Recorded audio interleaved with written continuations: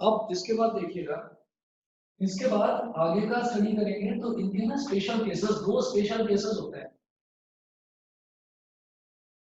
अब वो बताते हैं। देखिए, अगर मान लीजिए मैं किसी भी सेल की बात कर रहा हूँ, किसी भी बैटरी की बात कर रहा हूँ, तो जैसे मान लो मेरे पास ये बैटरी है, बैटरी या सेल ये है, और ये मान लीजिए मैंने एक रेसिस्टेंस से, एक्सटर्नल रेसिस्टेंस से इसको मैंने कनेक्ट कर रखा है, ठीक है। और अब मैं ये चाहता हूं कि इसका कनेक्शन छूट जाए, इसका कनेक्शन हट जाए, खत्म हो जाए, तो मैं क्या करूंगा, मैं वायर कहीं से भी, मैं यहाँ से वायर को काट दूंगा, मेरी मर्जी है, मैं कहीं से भी वायर को काट दूं, बस कनेक्शन खत्म हो जाए। तो जब हम वायर को काट देते हैं, तो ऐसी कंडीशन को, ऐसी कंडीशन में ये जो सर्किट है, this circuit is known as open circuit, क्योंकि ये सर्किट खुल गया, ये सर्किट का वायर बीच में से कट गया, तो इसको हम बोलेंगे ओपन सर्किट। तो स्पेशल केसेस में पहला केस है when cell is an open circuit, मतलब अब जब ये ओपन सर्किट वाली कंडीशन में हो गया हमारा सर्किट, तो उस केस में हम क्या करेंगे, जब ये ओपन सर्किट है, तो ओपन सर्किट के केस में क्या हो जाएगा कि जो हमारा करंट है ना, हमने इसमें ये देखा था कि हमारे पास एक रिलेशन ये आता है, V is equal to E minus I R, ठीक है। ये कहां से आया, ये मैंने आपको ये बताया था कि जो ईएमएफ होता है, ईएमएफ होता है external voltage plus internal voltage. हम इसको ऐसे लिखते हैं कि जो ईएमएफ होता है E is equal to external voltage capital V plus internal voltage, ठीक है। तो अगर यहाँ से सिर्फ कैपिटल V निकालना हो, तो कैपिटल V क्या हो जाएगा, E minus V dash, V dash internal voltage, तो इंटरनल वोल्टेज क्या हो गया, कैपिटल I, करंट तो अंदर भी बराबर जाएगा जितना बाहर है, और इंटरनल वोल्टेज यानी कि इनटू इंटरनल रेजिस्टेंस, तो V is equal to E minus I R. ये एक रिलेशन है बड़ा इंपॉर्टेंट, कई जगह काम आएगा। तो जब मैंने कहा when cell is an open circuit, तो इसका मतलब अब ये ओपन सर्किट हो गया, तो करंट तो इसमें फ्लो करेगा ही नहीं, ठीक है। ये बैटरी बैठी रहेगी, इसके अंदर अपनी वोल्टेज स्टोर रहेगी, लेकिन करंट फ्लो नहीं करेगा। तो when cell is an open circuit, I is equal to zero, I zero हो गया, तो आप देखिए V इज इक्वल टू कितना हो गया, E के बराबर, ठीक है। V हमारा जो टर्मिनल पोटेंशियल डिफरेंस है, यानी कि जो एक्सटर्नल पोटेंशियल डिफरेंस है, वो इसके ईएमएफ के बराबर हो जाएगा, बैटरी के ईएमएफ के बराबर हो जाएगा। ये समझ में आ गया सभी बच्चों को। जब भी हम सर्किट को ओपन सर्किट यस करें, सर। तो करंट जीरो हो गया, करंट जीरो हो Yes, गया, sir. तो एज पर दिस रिलेशन आप देखिए करंट जीरो, तो V is equal to E ही तो रह जाएगा बस, ठीक है। तो इस केस में जो हमारी वोल्टेज है, इसको मैं V और इसके नीचे लिख देता हूँ बेटा ओपन। ओपन का मतलब voltage when the cell is open circuit, यानी कि जब आपने तार को काट दिया बीच में से, तो V open is equal to E, ये कहते हैं। पहला तो स्पेशल केस ये है। फिर अगर आपने नोट्स कॉपी कर लिए हैं या आप सामने देख पा रहे हैं नोट्स को, तो पेज नंबर 44 पर आ जाएंगे। 44 में जो दूसरा स्पेशल केस है वो क्या है कि V is less than E, always when the cell is closed circuit। जब ये क्लोज्ड सर्किट होता है, क्लोज्ड सर्किट का मतलब क्या है कि जब यहाँ पर ये कनेक्टेड होता है पावर, तो बिल्कुल ऑब्वियसली मैं जानता हूँ कि जब आप देखिएगा, जब ये जो ईएमएफ है, जब ये ईएमएफ किसके बराबर है, ये EMF V plus V dash के बराबर है ना। तो इसका मतलब जो ईएमएफ है, वो ईएमएफ इस अकेले V से तो बड़ा होगा ही होगा, या इस V डैश की बात करें तो ईएमएफ अकेले V डैश से तो बड़ा होगा ही होगा। भाई V और V डैश दोनों को जब ऐड करते हैं, तब जाकर पूरा का पूरा सेल का, बैटरी का ईएमएफ बनता है। तो इट इज ऑब्वियस कि जब भी सर्किट आपका क्लोज सर्किट होगा, तो EMF is always greater than potential difference. बताइए जी, क्लियर, क्लियर है सभी को? Yes, sir. ठीक है, नेक्स्ट देखते हैं सर अब ये इसके। कंडीशन हर बार अप्लाई होगी? हाँ, ये कंडीशन जो है, ये दो स्पेशल केसेस हैं।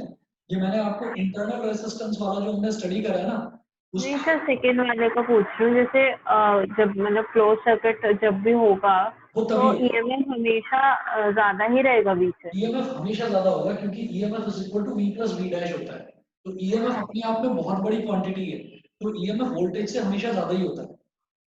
ठीक है सर। ठीक है, चलिए जी, इसके बाद अगला देखेंगे characteristics curves for a cell.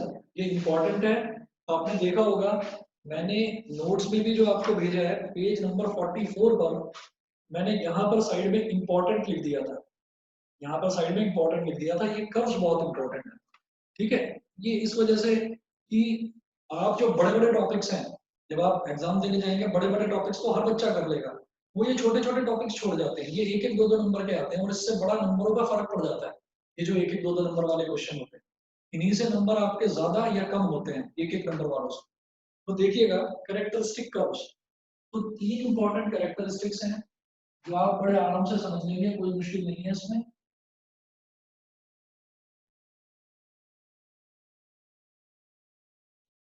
देखिएगा सबसे पहले आता है E versus R graph. E versus R graph, E versus R graph, इसमें हम ये कहते हैं the EMF of a cell, the EMF of a cell is equal to the terminal potential difference। EMF, ये जो अंदर EMF है ये पूरे टर्मिनल पोटेंशियल डिफरेंस के इक्वल होता है when there is no current in the cell। ठीक है, तो जब करंट नहीं होता सेल में, वो कब नहीं होता, जब हम उसको ओपन सर्किट कर देते हैं, तो when there is no current in the cell तो EMF पोटेंशियल डिफरेंस के इक्वल होता है। ठीक है, hence EMF is independent of R। तो EMF का R से कोई लेना देना नहीं है। EMF जब भी हम ओपन सर्किट कर देते हैं तो ओपन सर्किट में EMF is equal to terminal potential difference. ठीक, तो मैं दोबारा आपको बताता हूँ, आप ये देखिए कि ये सेल है और इस सेल को मैंने रेसिस्टेंस से कनेक्ट कर दिया, सेल को रेसिस्टेंस से कनेक्ट कर दिया, ये कैपिटल आर। तो E वर्सेस कैपिटल आर, तो जब भी एग्जाम में आपसे कैपिटल आर पूछा जाए तो आप समझ लेना कि सेल के साथ में एक्सटर्नली कोई रेसिस्टेंस लगा हुआ है। कैपिटल आर मतलब एक्सटर्नल रेसिस्टेंस और स्मॉल आर मतलब इंटरनल रेसिस्टेंस। तो जब कैपिटल आर की बात करी जाए तो इसका मतलब एक्सटर्नल रेसिस्टेंस की बात करी जाती है। तो मैं ईएमएफ जो सेल के अंदर जो ईएमएफ है उसका कैपिटल आर से रिलेशन ये बताना चाहते हैं। तो हमने ये कहा कि अगर सर्किट को ओपन सर्किट कर दिया जाए, अगर सर्किट को ओपन सर्किट कर दिया जाए तो क्या इसका इससे कोई रिलेशन है, क्योंकि ईएमएफ क्या होता है, ईएमएफ बैटरी के अंदर होता है, बैटरी के अंदर वाला पोटेंशियल डिफरेंस। ठीक है, बैटरी के अंदर वाला पोटेंशियल डिफरेंस प्लस बाहर वाला पोटेंशियल डिफरेंस, दोनों को जब ऐड कर देते हैं तो टोटल ईएमएफ आ जाता है मेरे पास। मैंने इसको सर्किट को ओपन सर्किट कर दिया, तो क्या अब ईएमएफ का आर से कोई लेना देना है, बताइए भाई। जब आपने कनेक्शन ही काट दिया, जब करंट ही नहीं जा रहा है, कनेक्शन ही काट दिया, तो इसका इससे कोई लेना देना है या नहीं, ये बताइए। नहीं सर, नहीं नहीं है होगा। ना?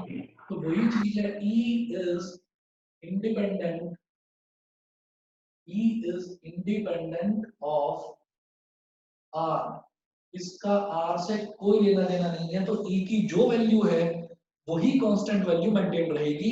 कैसे, मैंने बोला ये हमारा y एक्सिस और ये x एक्सिस, x एक्सिस पर मैंने ले लिया रेजिस्टेंस R और y एक्सिस पर मैंने ले लिया EMF E। तो EMF की जो वैल्यू है वही वैल्यू मेंटेन रहेगी। तो when there is a relationship between E and R, तो E का R से कोई लेना देना नहीं होता।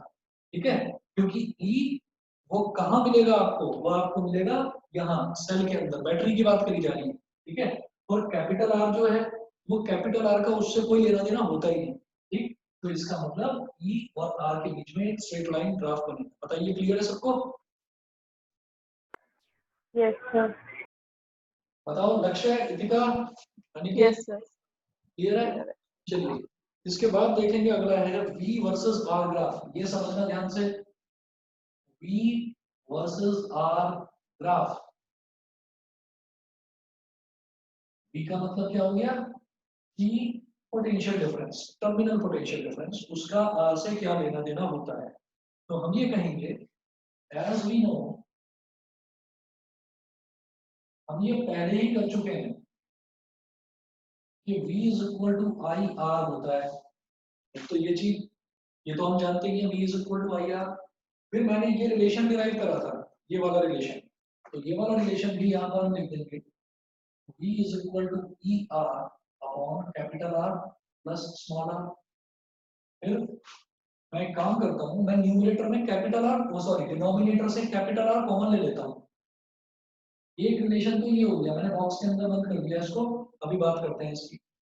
फिर हमने क्या करा, यहाँ v is equal to E R है, मैंने डिनोमिनेटर में कैपिटल आर कॉमन ले लिया। कॉमन लेने का मतलब होता है हर एक टर्म को, मैं जो भी चीज कॉमन ले रहा हूँ, मैं हर एक टर्म को उससे डिवाइड करूंगा। तो इसका मतलब आर है ना। अच्छा, अगर मैंने यहाँ से आर कॉमन ले लिया, तो आर जब मैंने कॉमन ले लिया तो क्या बचेगा, वन बचेगा। वो हमने कैसे बताया, हमने इस आर को आर से डिवाइड करा है, मतलब मैंने आर, जिस चीज को मैंने कॉमन लिया है ना, मैं उससे दोनों टर्म्स को डिवाइड कर रहा हूँ। तो capital R upon R plus small R upon capital R. बताइए मेरी ये बात क्लियर है, ये यस चीज सर। क्लियर है, ठीक है। अच्छा, अब देखिए इस आर से ये वाला आर कैंसिल आउट हो गया, तो ये तो बचा वन, और इस आर से ये वाला आर कैंसिल हो गया। तो यहां से मैं ये बोलूंगा capital V is equal to E upon one plus small R upon capital R, E upon one plus small R upon capital R. समझ गए, इतना क्लियर, इतना क्लियर है, हाँ या ना, कुछ तो यस बोलो। सर। ठीक है, अब इसके बाद में अब हम V और R के बीच में ग्राफ बनाने की कोशिश करेंगे। तो जब हम ग्राफ बनाते हैं तो वही जैसे हमने बचपन में मेथड देखा था कि हम कोई दो तीन अलग अलग वैल्यूज ले लेते हैं और फिर उनके पॉइंट्स को जोड़कर हम ग्राफ बनाने की कोशिश करते हैं। तो सबसे पहले मैंने कहा कि when R tends to zero, जब R जीरो हो जाएगा, जब कैपिटल R जीरो हो जाएगा, तो ये क्या होगा, आप ये देखिएगा, ये वाला जो मैंने रिलेशन बनाया है इसी को देख लो आप। Capital V is equal to E upon one plus small R upon capital R. जब जीरो हो जाएगा तो ये जीरो हो गया डिनोमिनेटर में। जब एनीथिंग एनीथिंग अपॉन जीरो क्या हो जाता है, नॉट डिफाइंड। तो v is equal to e upon one plus infinity. ठीक है, एनीथिंग अपॉन जीरो क्या होती है, इंफिनिटी। इंफिनिटी में कुछ भी ऐड कर दो इंफिनिटी ही आता है। तो ये क्या हो गया, e अपॉन इंफिनिटी, और एनीथिंग अपॉन इंफिनिटी क्या हो जाता है, जीरो। ये आप सब जानते हैं भाई। जब मैं ये यस बोलता सर। हूँ कि one upon zero is equal to infinity होता है, one upon zero is equal to infinity. तो इंफिनिटी मतलब इंफिनिटी अपॉन वन। कोई भी टर्म है तो उसके नीचे अपॉन वन लिखना तो उसका जन्म से अधिकार है, वो तो लिखेंगे ही लिखेंगे अपॉन में वन। तो one upon zero is equal to infinity upon one, दोनों तरफ रेसिप्रोकल ले लो, क्या हो जाएगा, zero upon one is equal to one upon infinity. Zero upon one का मतलब क्या हो गया, जीरो। तो इसका मतलब अगर कहीं पर भी वन अपॉन इंफिनिटी होगा तो उसका मतलब है बेटा जीरो, और कहीं पर भी वन अपॉन जीरो है तो उसका मतलब है इंफिनिटी। वन अपॉन जीरो मतलब इंफिनिटी, वन अपॉन इंफिनिटी मतलब जीरो। तो ई अपॉन इंफिनिटी यानी कि जीरो, एनीथिंग अपॉन इंफिनिटी यानी कि जीरो। तो ये जीरो हो गया। तो जब आर जीरो है तो मेरा वी भी जीरो हो गया। दूसरा केस देखिए, when when small r when small r is equal to, sorry, when capital R is equal to small r, जब कैपिटल आर को मैंने स्मॉल आर के बराबर ले लिया तब कैपिटल बी क्या हो जाएगा, ई अपॉन वन प्लस क्या था, small R upon capital R, और कैपिटल आर भी अब स्मॉल आर के इक्वल है। तो small R upon small R कितना हो गया, आर से आर कट गया तो क्या बचा, वन। तो v कितना हो गया, ई अपॉन टू। बोलिए ठीक है, ये समझ में आ गया। यस। अब उसके बाद दो दो पॉइंट्स ये हो गए, एक पॉइंट और ले लो, तीन पॉइंट आते ही मैं फिर ग्राफ बना सकता हूँ बड़े आराम से। तो तीसरा पॉइंट हम ले लेते हैं when r tends to infinity, when r tends to infinity, ये तीसरा पॉइंट।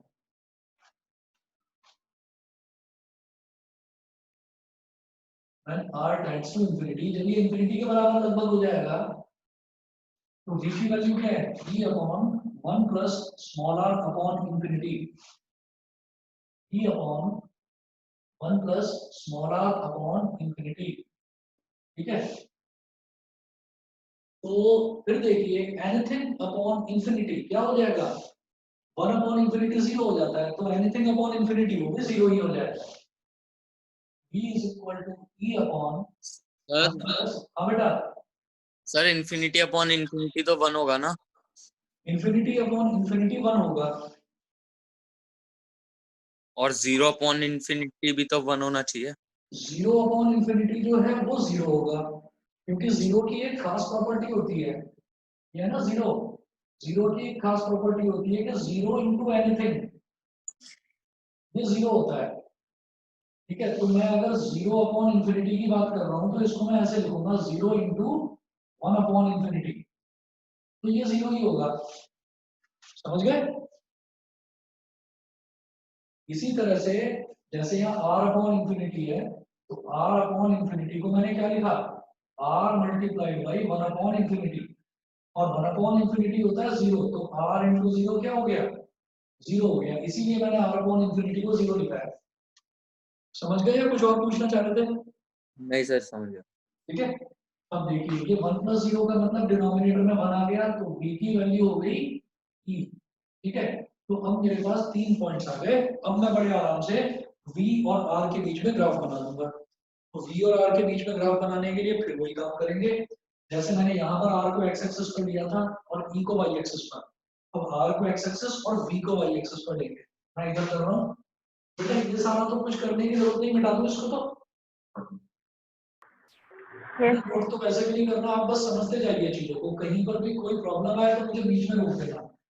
नोट्स आप लोगों को मैं भेज ही चुका हूँ इसके।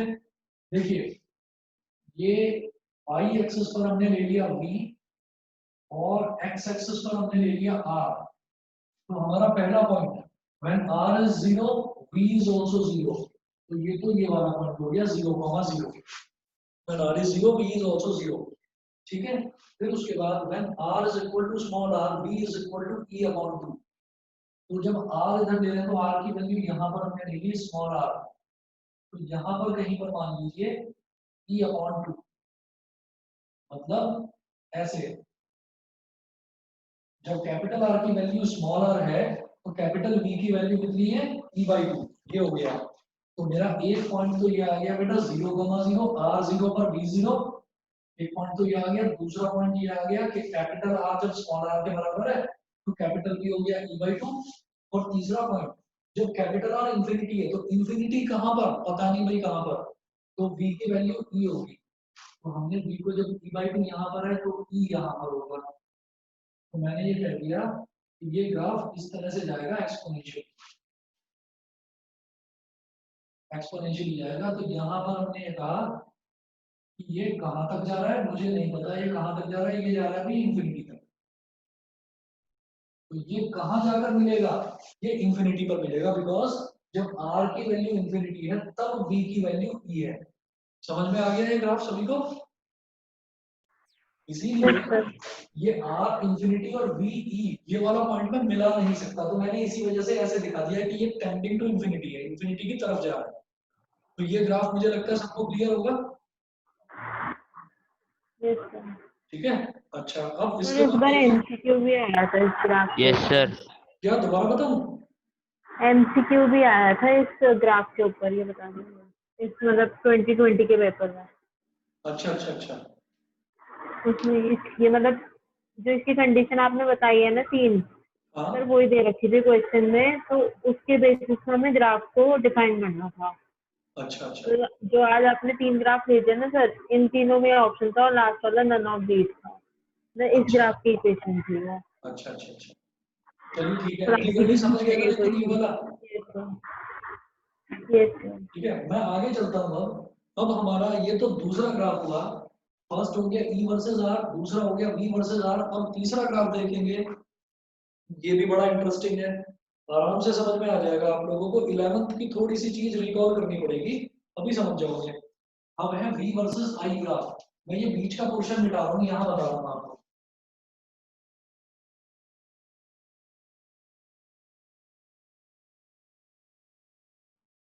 सर मैथ्स में हाँ, एक छोटी सी कौन चीज से है, चैप्टर पे हो स्ट्रेट लाइंस याद है? सर? 11th क्लास का स्ट्रेट लाइंस याद है? हाँ सर। है ना, बस वही चीज बताऊंगा, आराम से समझ में आ जाएगा, याद नहीं भी है तो भी बता दूंगा। सर देखो, फॉर्मूले याद नहीं है। अरे रुक जाओ अभी, यानी कि टेंशन क्यों ले रहे हो भाई, तुम टॉपर आदमी हो, तुम घबराया मत करो। अगला देखो जरा, third, V versus I graph. यानी कि कुछ आवाज नहीं आई उधर से तुम्हारी,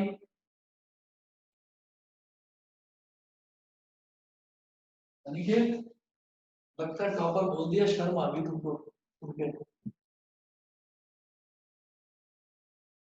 अनिकेत आवाज आ रही है नहीं?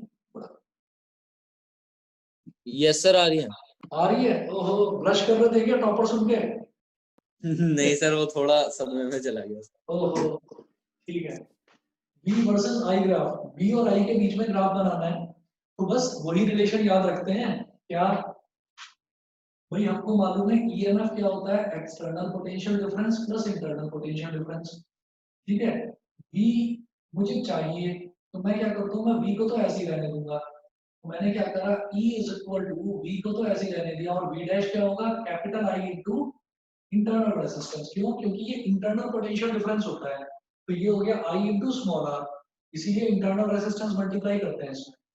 फिर हम क्या करेंगे यहाँ पर कि V प्लस आई आर, इसको इधर लिख लो, V plus I R is equal to E, और फिर देखिए V is equal to minus R into I plus E, मतलब इसको मैं इधर ले गया। फिर आप लिखिएगा कंपेयर इट, अच्छा देख ही लो बस, लिखना तो है नहीं, compare it with straight lines equation, compare it with straight lines equation, straight line की इक्वेशन थी y is equal to, आपको याद होगा, mx plus c, ठीक है। तो यहाँ y की जगह क्या आ गया, कैपिटल V, इसका मतलब y एक्सिस पर मैं बनाऊंगा कैपिटल V, ठीक है। x की जगह क्या आ गया, कैपिटल I, इसका मतलब x एक्सिस पर मैं बनाऊंगा कैपिटल I। तो करंट को तो यहाँ पर बनाना है x एक्सिस पर, और वोल्टेज को बनाना है यहाँ पर y एक्सिस पर।